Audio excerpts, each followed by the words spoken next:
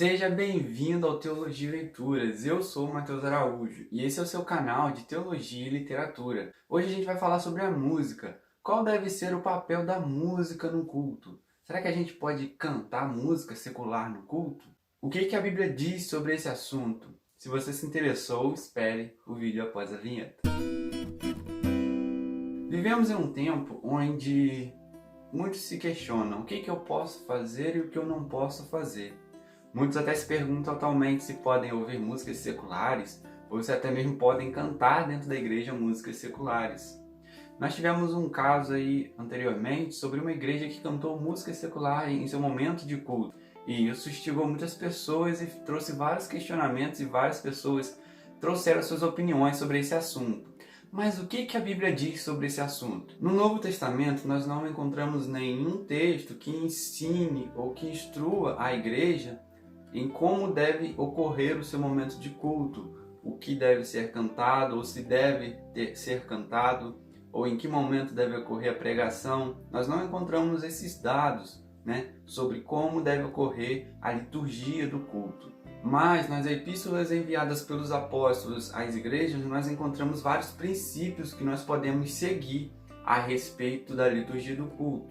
Por exemplo, em 1 Coríntios, no capítulo 14, nós vemos o apóstolo Paulo ensinando a igreja sobre praticar a liturgia do culto com decência e ordem. É interessante que no verso 26 ele diz o seguinte: "Que fareis, pois, irmãos, quando vos ajuntais, cada um de vós tem salmo, tem doutrina, tem revelação, tem língua, tem interpretação. Faça-se tudo para edificação." A partir daí nós já temos um princípio a seguir, de que tudo o que acontece no momento de culto deve servir para a edificação da igreja. Ou seja, através do louvor, a igreja deve ser edificada. Através da pregação, a igreja deve ser edificada. Então é esse um primeiro princípio que nós devemos partir, a edificação da igreja. Agora, sobre a música. Qual é o papel da música em um momento de culto? Um texto que nós podemos seguir um princípio é o de Colossenses 3,16. Nesse texto, o apóstolo Paulo instrui a igreja de Colossos da seguinte forma: "A palavra de Cristo habite em vós abundantemente, em toda a sabedoria, ensinando-vos e admoestando-vos uns aos outros com salmos, hinos e cânticos espirituais, cantando ao Senhor com graça em vosso coração." Nós vemos nesse texto que Paulo instrui as pessoas a buscar a palavra de Deus, a buscar a palavra de Cristo, a mensagem do Evangelho, e que essa mensagem habite abundantemente no coração daquela igreja. Mas é interessante que o apóstolo Paulo traz a seguinte instrução, de que a igreja ela deve ensinar e admoestar uns aos outros, ou seja, um irmão ele deve ensinar o outro irmão a respeito da palavra, da mesma forma, um irmão deve consolar, aconselhar outros irmãos.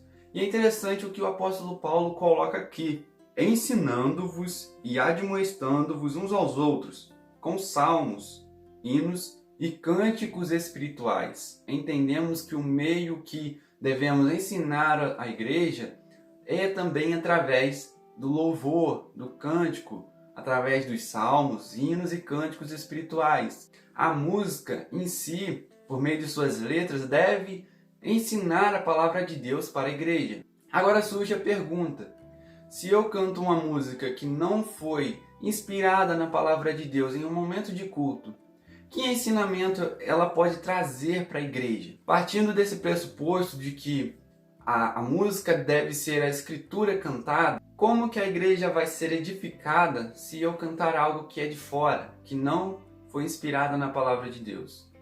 O apóstolo Paulo diz: "A palavra de Cristo habite abundantemente em vós."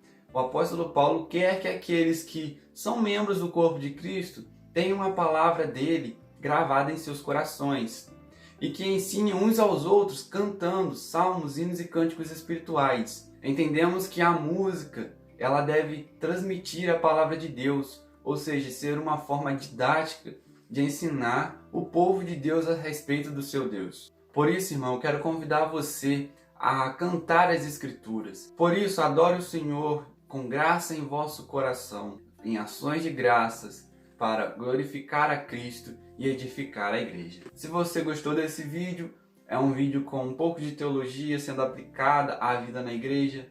Eu espero que você tenha gostado. Então, curta, comente, compartilhe, se inscreva também se você não é inscrito. E até a próxima, pessoal. Fique com Deus.